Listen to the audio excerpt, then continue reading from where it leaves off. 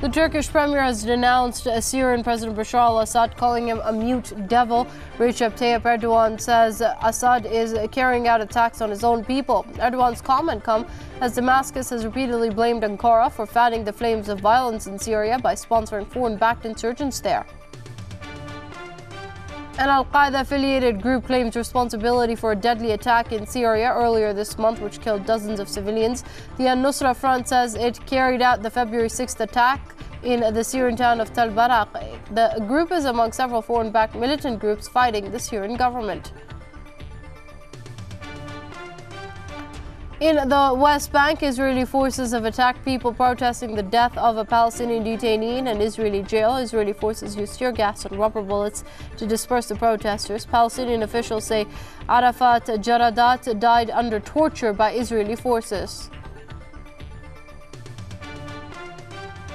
The Afghan president has ordered the country's defense ministry to kick U.S. special forces out of the volatile provinces of Wardak and Logar within 2 weeks. Hamid Karzai says U.S. special forces and the armed groups they've created are harassing locals and fueling insecurity.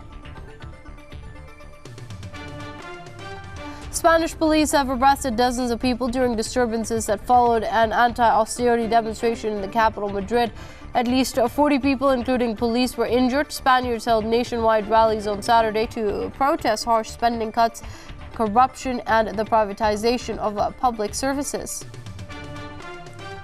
The U.S. Children's Fund says the French-led war in Mali has disrupted the education of some 700,000 kids. The organization says 200,000 children have no access to school.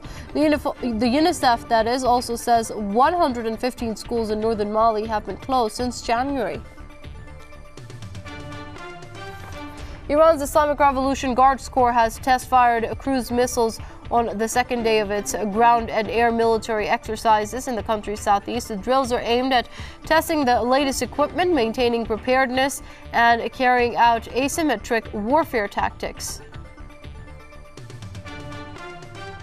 And an Iranian delegation has arrived in Kazakhstan for talks with the P5+1 group of countries. The talks are due to be held on Tuesday on a range of topics, including Iran's nuclear energy program. Iran and the P5+1 last met in Moscow following talks in Turkey and Iraq.